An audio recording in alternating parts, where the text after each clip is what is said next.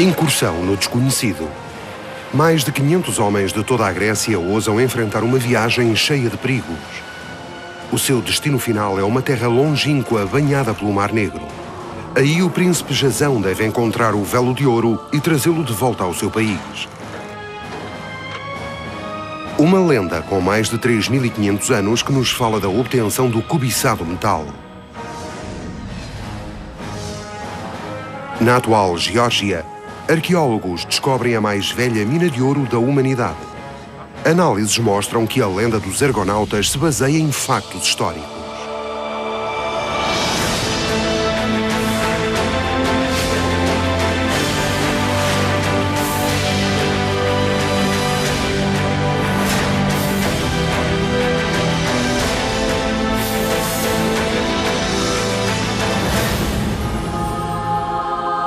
Iolcos, por volta de 1400 a.C. Neste porto grego, nas margens do Mar Egeu, Jasão e os companheiros preparam-se para a grande aventura da sua vida. Para o projeto, este herói mandou construir o maior barco daquele tempo, o Argo, assim chamado, segundo o nome do seu construtor. A tripulação é composta por mais de 55 nobres vindos de toda a Grécia. A busca de fama e a cobiça de riquezas atraem-nos para esta ousada missão. A fim de obter a proteção dos deuses para esta jornada, os tripulantes apresentam uma vítima. De um só golpe, o capitão mata um enorme carneiro, conforme a tradição.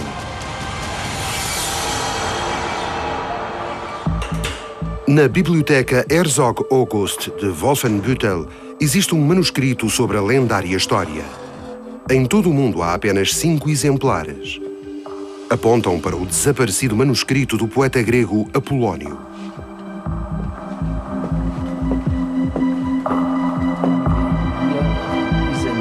Há muito que os historiadores examinam o mito que rodeia os argonautas. Para eles, este texto é um claro testemunho da vida na antiguidade, documentado por Apolónio no século III a.C.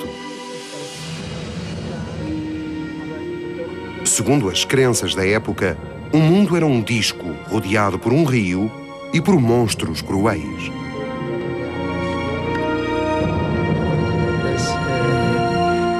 Jason soll eine besonders gefährliche Aufgabe erhalten von seinem Onkel, damit er ungeschädlich gemacht wird. Deswegen versucht ihn an den Rand der Welt zu schicken. Und der Rand der Welt ist eine gefährliche Zone und eigentlich ein Ort der Nichtwiederkehr. Man könnte sagen, er hat ihn auf den Mars geschickt und versucht ihn, also symbolisch sozusagen auf den Mars geschickt. Man weiß, dass niemand dorthin kommt, aber in der Geschichte kann man sich's vorstellen. Man weiß eher, dass von dort niemand mehr zurückkommt. Tudo começa com a profecia de um oráculo sobre o poder em Iolcos. Um sacerdote traduz as palavras de uma vidente. Esta mulher sagrada conhece o destino do rei. O rei Pelias deve recear pelo seu trono, por ele há muito tempo usurpado ao irmão. Jasão, o herdeiro por direito, surge subitamente para o derrotar. A única vantagem, segundo a profecia, é que o rei sabe de onde vem o perigo.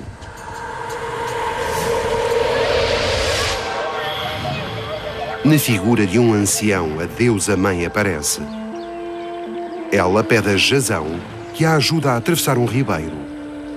Aí o jovem grego perde um sapato. Com o pretenso azar do príncipe, concretiza-se a profecia do oráculo, que afirma que o rei de Iolcos deve se proteger de alguém que use apenas um sapato. Quando Jasão se apresenta diante do tio, este vê logo o que ele representa. Decidido, Pelias recorre a um ardil. Promete o trono ao sobrinho se este for ao fim do mundo procurar o Vélo de Ouro e o trouxer de volta à pátria. Uma viagem de onde ele não regressará, como é convicção do velho tio. Apolónio descreve a cidade de Pelias como uma florescente metrópole. O porto de Iolcos ocupa um lugar estratégico no meio da Grécia, usufruindo do comércio no Mediterrâneo. Hoje, o lendário local chama-se Volos.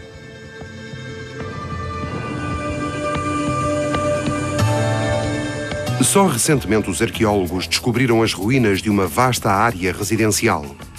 2 sumptuosos palácios, armazéns, oficinas e monumentos funerários testemunham a riqueza e o poder daquele reinado.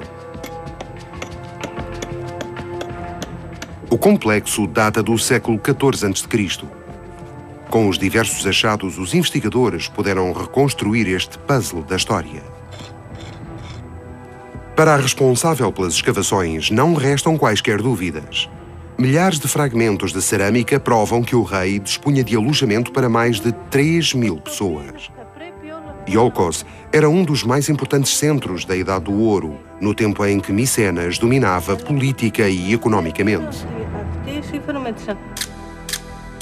Dieser mykenische Palast von Dimini ist insofern auch für die Frage eines historischen Hintergrundes der Argonautensage wichtig, weil eben Iolcos in der Argonautensage der Ausgangspunkt der Expedition ist und der Palast des Königs Pelias. Und jetzt haben wir dort einen Palast, den man vorher nicht kannte, den die Zeitgenossen Homers nicht kannten und auch die späteren Griechen im 1. Jahrtausend vor Christus nicht.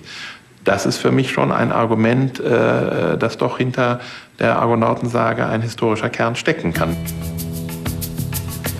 Na realidade, não existem nenhumas inscrições com o nome de Iolcos, mas a descrição contida em fontes antigas e na lenda coincide com os achados encontrados nas escavações. É o caso da rua fortemente defendida que conduzia do palácio diretamente ao porto. Ninguém que vivesse nas casas em redor podia ver este caminho, nem entrar nele. Uma verdadeira barreira que controlava o vai e vem de pessoas e de mercadorias. Há muito que o velho porto foi aterrado, mas na época micénica dava diretamente para o mar.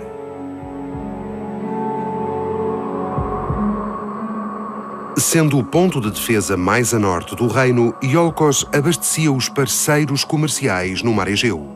As trocas mercantis iam até Troia, o posto fronteiriço mais rico antes dos Dardanelos. A zona interior de Iolcos era famosa pelos seus produtos animais e agrícolas. Cereais, azeitonas, vinho e frutos eram as principais exportações da região. Sobre as culturas e distribuição das colheitas, só o rei decidia.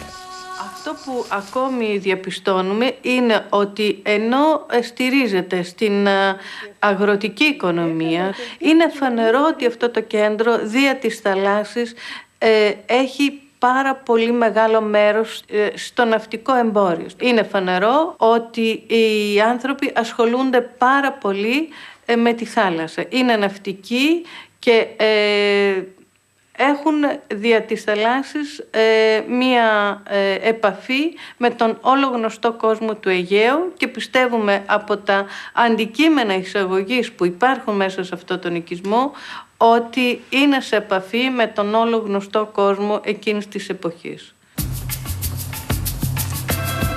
Há poucos anos, a arqueóloga fez um achado espetacular nos túmulos mais importantes fora da área do palácio.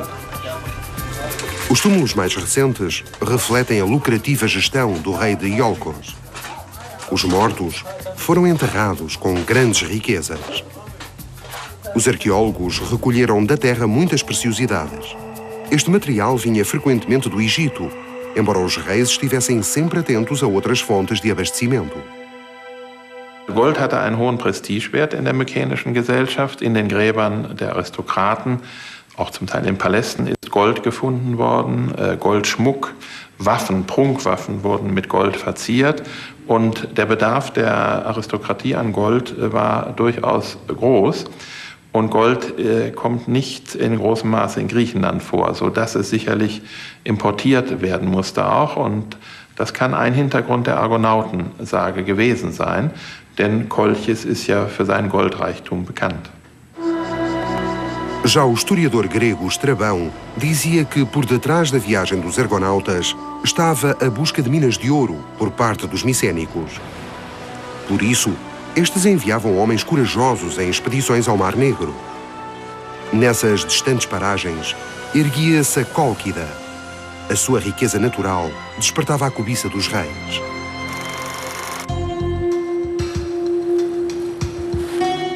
O ex-almirante Apóstolos Curtis demonstra com uma réplica como um navio enorme como o Argo podia fazer longos percursos, navegando contra ventos e marés.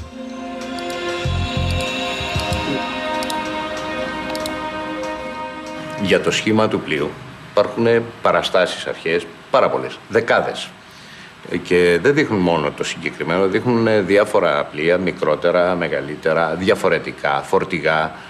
Έτσι, το πρόβλημα δεν ήταν να βρούμε παραστάσεις πώς έμοιαζε. Το πρόβλημα ήταν να ξεκαθαρίσουμε ποιες αφορούν αυτό το είδος πλοίου και όχι διαφορετικό. Segundo as informações de Apolónio e os inúmeros desenhos, o almirante desenvolve uma ideia sobre qual teria sido o verdadeiro aspecto do Argo.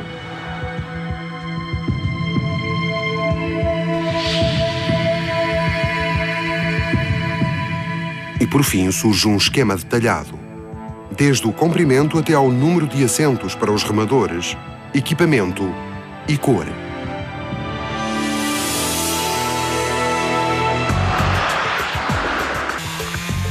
A madeira é cortada pelos próprios arqueólogos, não longe de Iolcos. Antes da construção, conservam os troncos durante semanas em água do mar.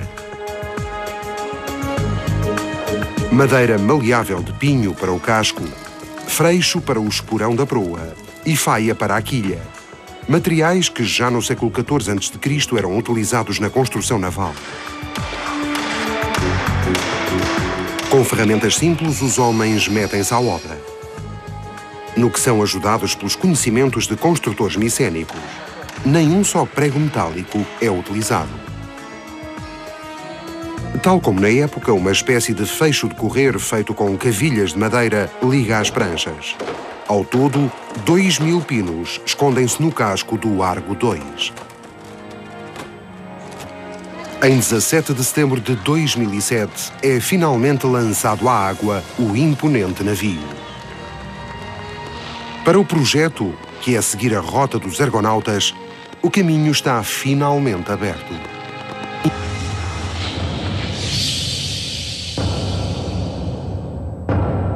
Mit Odyssee und Argonautica haben wir zwei bedeutende Seefahrerstoffe vorliegen.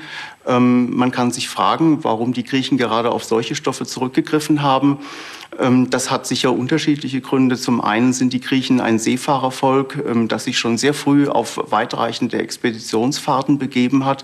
Auf der anderen Seite eignen sich Seefahrergeschichten auch sehr gut, um eine ganze Fülle von Abenteuern zu erzählen, weil man dort eine Station an die andere binden kann und in ferne Länder geführt wird, in die man allerlei Aufregendes hineinprojizieren kann. A tripulação de Jasão, segundo Apolónio, constava de um grupo de nobres heróis. O comandante tinha por companhia, entre outros, Hércules, Orfeu, Castor e Pólux. Mas quem na verdade se encontrava a bordo, no lugar dessas figuras míticas, não se sabe. Cada tripulante irá distinguir-se através de certas capacidades, a fim de manter a navegação em segurança.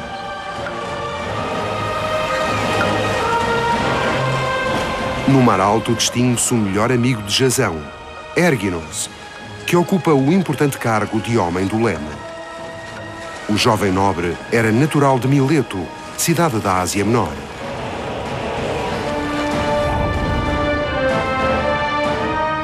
A partir do século VIII a.C., Mileto era o principal porto de transbordo para o comércio do Oriente. Em breve passou a ter todo o domínio do mar Egeu. O consequente poder dos micénicos originou sumptuosos templos, teatros e palácios. Autores da antiguidade escrevem sobre a incomensurável riqueza dessa metrópole. Durante séculos, Mileto foi o centro da arte e da ciência. Desde 1989, o professor Volkmar von Greve, de Bochum, pesquisa as instalações do templo nas suas ruínas. No centro da pesquisa está uma galeria de culto com 1 metro de profundidade, o chamado Botros, que abriga restos de objetos sagrados. Os fragmentos revelam a origem dos objetos. Provém dos territórios dos grandes senhores. É a prova de que Mileto desempenhava nessa época um importante papel no panorama mundial. Uma vantagem que levou à fundação de colónias até junto do Mar Negro. Im Hinblick auf die Kolonisation lehrt uns der Botros etwas ganz Neues. Früher war man da sehr im Zweifel. Wir wussten wenig über das 7. Jahrhundert. Nicht? Nun finden wir diesen Fund mit über 1000, bisher 1000 eingemessenen Fundstücken. Nicht? Und der erzeugt ein neues Bild. Surgiram povoações uma a seguir à outra. 80 ao todo, apenas à volta do Mar Negro. Dos mercados assim abertos, vinham os escravos, peixe, cereais, mas sobretudo minério de ferro e ouro. A expansão de Mileto foi tremenda naquele tempo.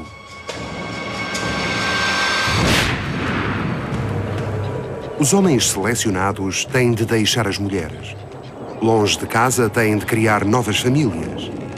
Lavradores, artesãos, contabilistas, soldadores e eruditos recebem dinheiro, provisões e navios para a viagem ao desconhecido. Milhares de voluntários seguem o chamamento do rei, na esperança de grandes proveitos. A transferência ímpar de espírito e de capital eleva o crescimento económico a níveis nunca imaginados. Heródoto, o pai da história, mostra o reverso da medalha. Os governantes dão prioridade aos bens das colónias e desprezam os produtos locais.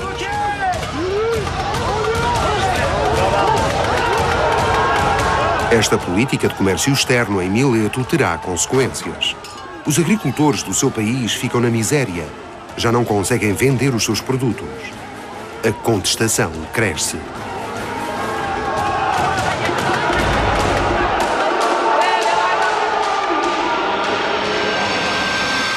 Com os revoltosos, os tiranos não perdem tempo. Quem perturbar a ordem é afastado da comunidade e enviado à força para as novas colónias.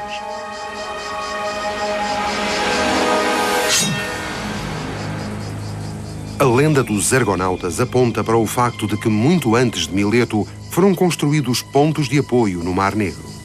Ich stelle mir schon vor, dass es ein Vorwissen gegeben hat, das bis in die mykenische Zeit zurückreicht. Auch andere Seewege der Mykener wurden dann im 8. und 7. Jahrhundert von den Griechen wieder aufgenommen, zum Teil mit den gleichen Stützpunkten. Da muss es eine Rückerinnerung gegeben haben. Apolónio descreve em pormenor os portos onde o Argo atracava. Locais esses onde os navegantes viveram terríveis aventuras. Desde Iolcos, pelo norte do Mar Egeu, Dardanelos e pelo Bósforo até às minas de ouro do Mar Negro, os pioneiros tiveram de vencer 1200 milhas marítimas. Só 2 anos depois alcançaram o seu destino. Ventos contrários obrigam os homens a constantes paragens em terra. Aí não recolhem apenas provisões e água, mas fazem pilhagens, provocam escaramuças e geram filhos. São episódios de uma viagem de heróis da antiguidade. O primeiro obstáculo, os Dardanelos, é vencido sem incidentes. Mas diante deles surge um maior desafio: a travessia do Bósforo. Um estreito de mar no qual pereceram muitos navegantes. Até o rei de Iolcos esperava que Jasão aí encontrasse a morte. A tripulação de Apóstolos Curtis faz-se ao mar. Homens e mulheres dos 20 aos 72 anos, sem qualquer preparação, vão fazer o mesmo percurso dos argonautas. Sozinhos, com o vento e a força dos seus músculos. Αυτό το καράβι είναι φτιαγμένο χωρίς διαστάσεις, δεν ξέρουμε διαστάσεις, γύρω από τον άνθρωπο, από το ανθρώπινο σώμα. Έχουμε ένα χώρο που μόλις που φτάνει για να κοπηλατεί ο άνθρωπος. Φτάνει μόνο για αυτή την κίνηση. Εάν ήταν καράβι πιο άνετο έπρεπε να είναι μακρύτερο, μεγαλύτερο και βαρύτερο. Δηλαδή να κουβαλάνε πολλά κιλά καράβι με τα χέρια τους. Αν ήταν μικρότερο, δεν θα χώραγαν να κάνουν αυτή την κίνηση.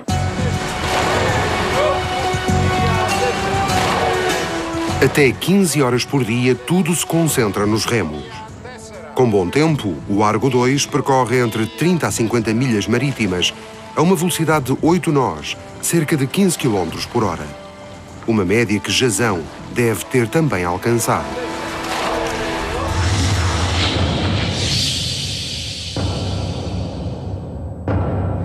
A altura ideal para atravessar o Bósforo é entre maio e fins de julho. Mas os heróis devem lá ter chegado antes, pois soprava um vento forte de noroeste que os fez parar durante 14 dias. O mito fala de 2 rochedos que se desmoronaram, de vagas com a altura de torres e de impetuosos redemoinhos.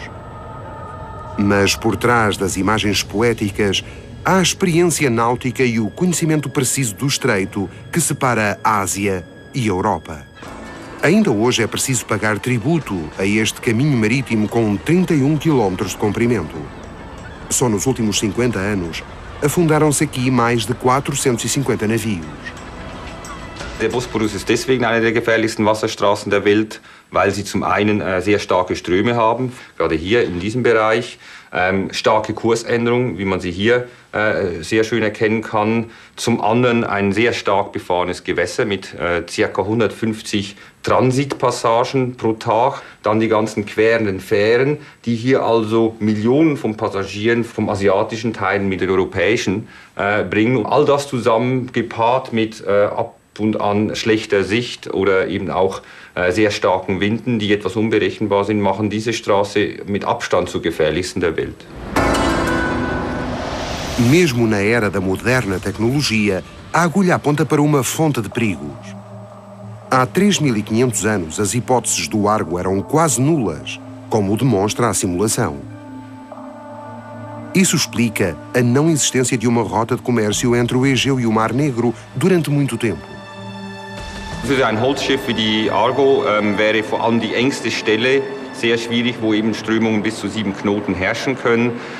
Die Stelle ist ca. 2 Meilen lang. Das heißt, bei einem Fahrtüberschuss von einem Knoten, wenn es den 8 Knoten schafft, würde es immerhin noch 2 Stunden dauern am Stück ohne Pause. Das ist schon ganz gewaltig. Contudo, o herói micênico consegue tal proeza. Segundo a lenda, foram ajudados por uma pomba. Antes que os rochedos voltem a desmoronar-se, a pomba consegue passar entre eles.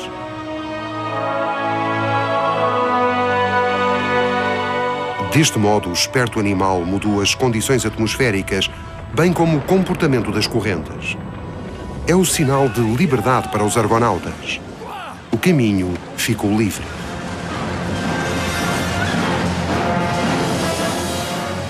Em regra, as águas correm de norte para sul, pela estreita passagem, apoiadas pelos ventos dominantes. Apenas num curto intervalo, no início do verão, correm em sentido oposto.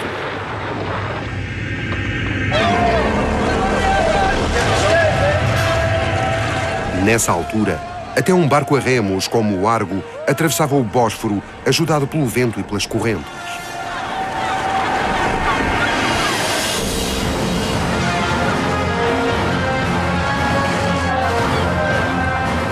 Apolónio descreve o esforço da deusa protetora Atena. É ela que empurra o barco de Jazão. Na realidade, os primeiros descobridores devem ter ficado durante meses em postos de observação a fim de estudarem a direção das correntes. Na altura certa, aproveitavam a hora propícia.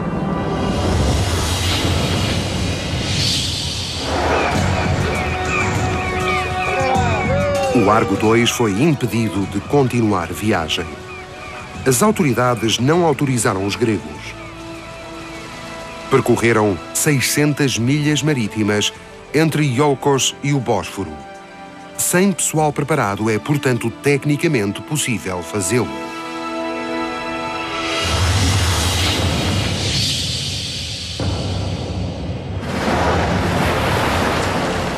Que um homem chamado Jasão tenha dominado o Bósforo é algo em que os cientistas não acreditam. Em sua opinião, o herói grego encarna os aventureiros e descobridores da Idade do Bronze. Homens anónimos que levaram a cabo expedições bem-sucedidas a regiões longínquas. Só os deuses estão a seu lado.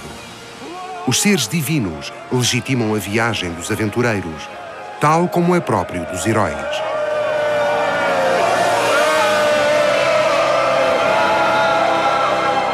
Jason ist sicherlich primär des Goldes wegen in die Kolchis gesegelt. Das Gold kommt schließlich dort in zahlreichen Lagerstätten vor.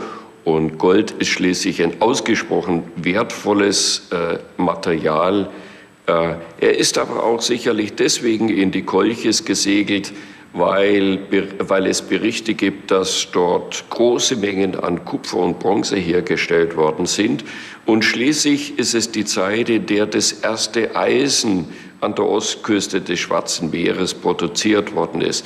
Möglicherweise ist das auch ein Anreiz für einen Technologietransfer. Depois da gloriosa vitória sobre os elementos, o Argo seguiu para a Cólquida. Em etapas, a tripulação vai remando ao longo da costa. O grupo de companheiros quer ir à cidade na margem do rio Fazis.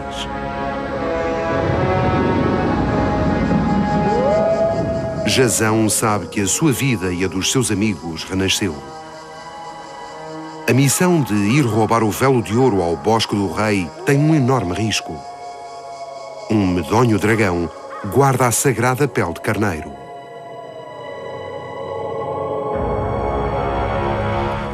Assim, o mito confere simbolismo ao ouro existente naquela região que os gregos querem pilhar. No local onde os argonautas ancoraram, fica hoje a cidade portuária de Poti. Na antiguidade, a cidade era um grande entreposto de troca de minerais, seda e especiarias. Entretanto, o petróleo tomou conta da região. O arqueólogo georgiano Rezo Papuashvili procura há 10 anos vestígios de povoamento no rio Fazis. Repetidamente viaja rio acima. Na Idade do Bronze, acreditava-se que esse lugar, na margem do rio, era o último reduto antes do limite extremo do mundo. O cientista ainda não teve esse momento de sorte.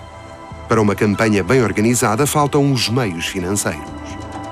ეს ტერიტორია, სადაც ჩვენ ვიმყოფებით, სწორედ აი ამ ადგილზე 10-ოდე წლის წინათ დავადასტურეს კულტურული ფენები, რომელიც შეიცავდა ძველი წელთაღრიცხვის მე-6-მე-5 საუკუნეების იონურ როდოსულ კერამიკას. შესაძლოა სწორედ ეს ადგილი დაკავშირებული იყოს კლასიკური ხანის ქალაქ ფაზისთან, რომელიც მრავალჯერაა მოხსენიებული ბერძნულ-რომაულ წყაროებში და რომლის შესწავლას განსაკუთრებული მნიშვნელობა ენიჭება როგორც კოლხეთისათვის, ასევე ბერძნული საკოლონიზაციო მოძრაობის ისტორიისათვის. Os objetos de cerâmica desenterrados serviam essencialmente para transportar azeitonas, cereais e vinho. A fim de embarcar estes importantes produtos para o Mediterrâneo, estes eram armazenados em grandes quantidades de barris. Segundo a lenda, Jasão e os seus homens alcançam o seu destino.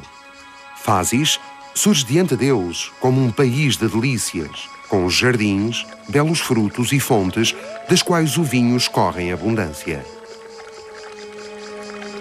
Também os gregos produziam vinho por tradição, porém o sumo de uva da Cólquida distinguia-se pela sua enorme qualidade.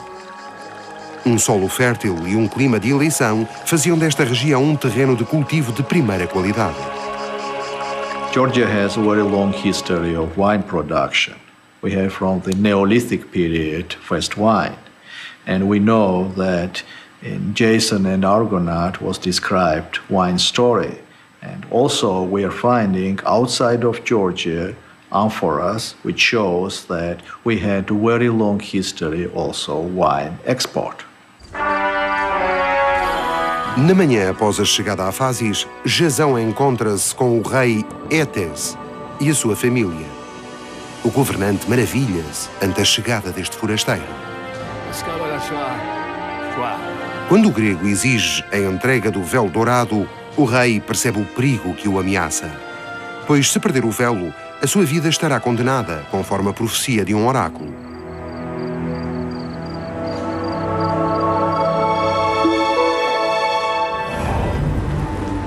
O contrato de alta segurança do Museu Nacional de Tbilisi.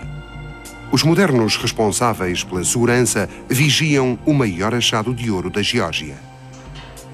O professor Hauptmann pode ver, no dia de Todos os Santos, este tesouro estatal.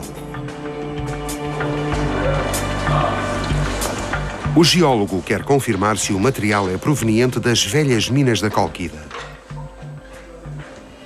Mais de 6.500 joias foram retiradas pelos arqueólogos dos túmulos de vários reis de épocas diferentes. Ouro. Desde sempre, um símbolo divino. Os reis da Cólquida apreciavam adornos com carneiros, o animal divino de Zeus. Foi um motivo para a incursão grega no Mar Negro.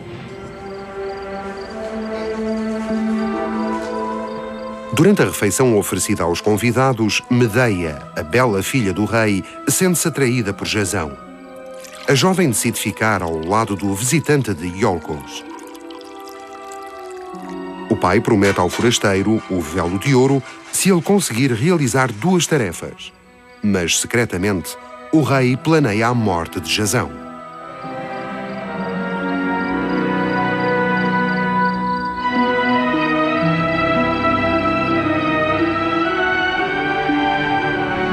Com bravura, o argonauta leva a cabo as tarefas sobre-humanas, graças aos poderes mágicos de Medeia. A jovem, embriagada de amor, joga tudo numa cartada. Se o grego a tomar por mulher, ela ajudá-lo-á a roubar o véu.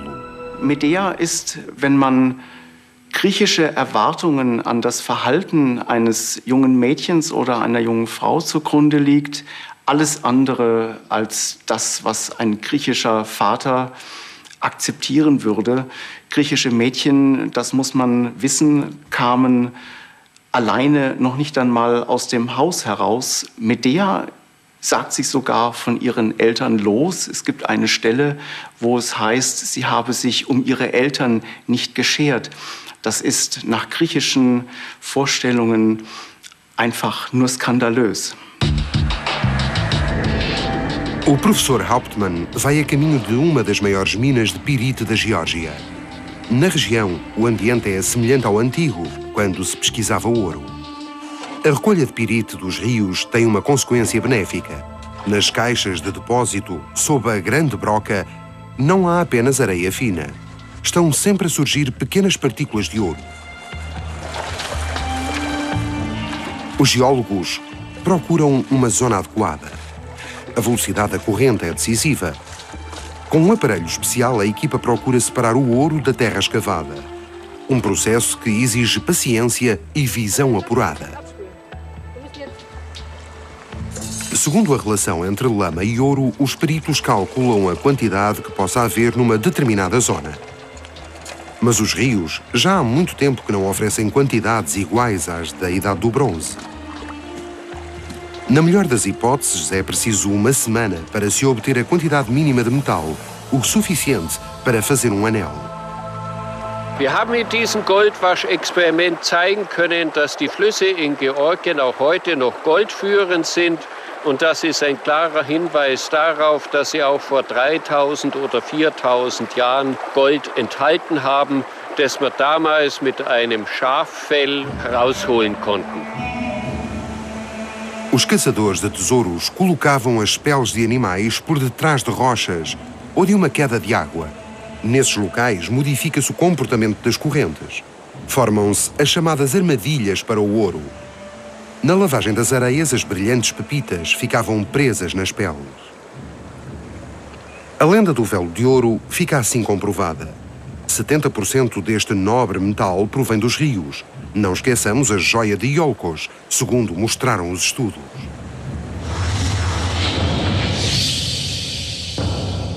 Assim se explica a razão pela qual o roubo do véu marca o clímax do drama na Cólquida.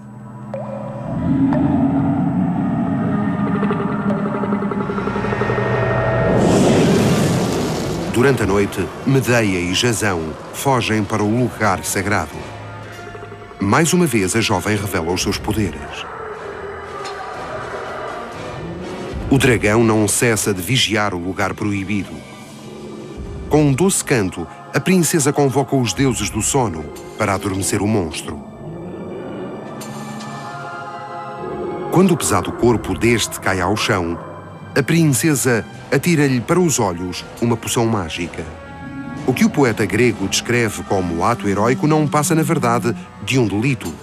Jasão rouba aos habitantes da Cólquida o seu mais precioso bem comercial, o ouro. ზოგიერთი ბერძენი ავტორის ცნობით ეს გახლავთ ტყავი, რომელზეც წერია ოქროს მოპოვების წესები. ბევრ ქვეყანაში ეს არის მიჩნეული ძალაუფლების სიმბოლოდ და ქვეყნის ძლიერების სიმბოლოდ. უნდა ვიფიქროთ, რომ კოლხეთის შემთხვევაში ეს სწორედ ქვეყნის ოქრომრავლობას მოწმობს. No leste da Geórgia, nas cercanias da antiga Cólquida, os geólogos conseguiram em 2004 um sensacional achado. O que começou com umas simples batidas nas pedras, levou as equipas de Tbilisi e de Bochum até à mais antiga mina de ouro do planeta.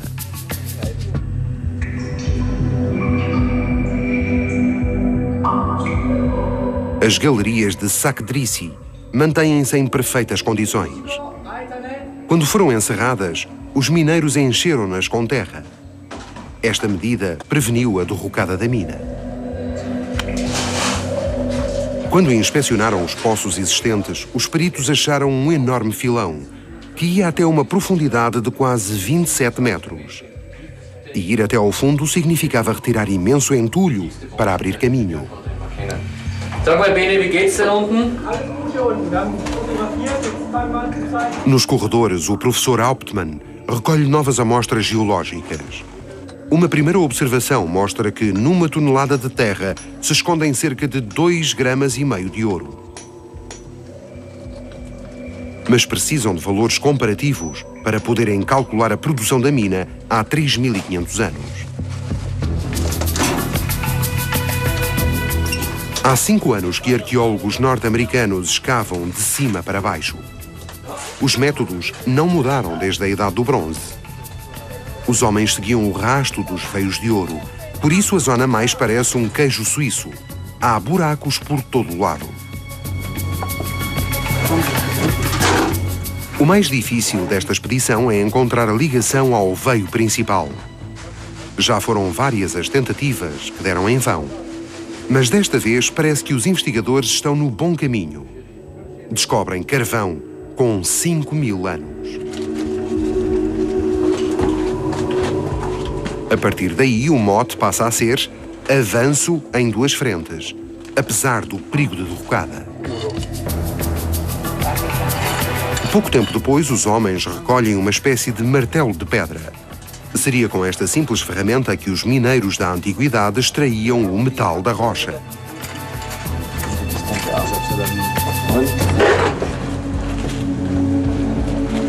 Ambas as equipas se aproximam cada vez mais. Finalmente, conseguem encontrar a tampa de pedra. Acreditam que ela iria revelar o submundo, o local onde os deuses moravam. Por fim, conseguem penetrar. O mais antigo veio de ouro de Sakdrisi está finalmente liberto. A 30 metros de profundidade, o veio conduz ao ventre da terra. Cabe ao mais jovem do grupo a honra da subida. In diesem Bergwerk wurde etwa 300-400 Jahre zwischen dem späten 4. und dem frühen 3. Jahrtausend Gold gewonnen. Im großen Stile, muss man sagen. Über die klassisch-griechische Zeit haben wir an dieser Stelle keine Belege, aber wir wissen im Umfeld, wir haben eine dichte Besiedlung und wir haben auch Hinweise auf Metallurgie, sodass es scheint, dass man diese ganzen Goldlagerstätten, die ja hier wie die Perlen an einer Schnur gereiht sind, auch abgebaut hat. Und es ist eigentlich nur eine Frage der Zeit, bis man dann auch so ein jüngeres Bergwerk findet, was eben in diese Zeit hineinreicht. Mais de 200 quilos de ouro devem ter sido extraídos em Sakdrisi. Quando o metal é trabalhado, mais difícil se torna determinar a sua origem. Só desde o desenvolvimento da impressão digital geoquímica é que os geólogos conseguem atribuir uma origem. Foi a pedra de toque na investigação das matérias-primas. O professor Hauptmann levou provas do Museu de Tbilisi para o Instituto Geocientífico de Frankfurt. Ele espera desvendar, através dos novos métodos, os segredos escondidos na Geórgia. As impressões digitais podem, no entanto, ser apagadas. Os ourives trabalham materiais de diversas proveniências, pelo menos se tratar de objetos maiores ou joias elaboradas. Wir haben etliche Dutzend Goldartefakte aus Georgien untersucht und haben die Frage gestellt, wo kommt das Gold denn her, wo ist die Lagerstätte zu suchen, aus denen dieses Gold geschmolzen worden ist. Die Frage war, ob vielleicht Sakdrissi einer der Goldlieferanten gewesen ist. Das ist mit hoher Wahrscheinlichkeit festgestellt worden. Segundo a lenda, Jazão e Medeia juntaram-se ainda nessa noite à tripulação do Argo. Juntos empreenderam a viagem de regresso à longínqua pátria. Fama e honrarias aguardam os pioneiros, e o príncipe poderá reclamar a sua herança, o trono de Iolcos. A lenda dos argonautas é mais do que isso. É o primeiro relato de viagens da humanidade.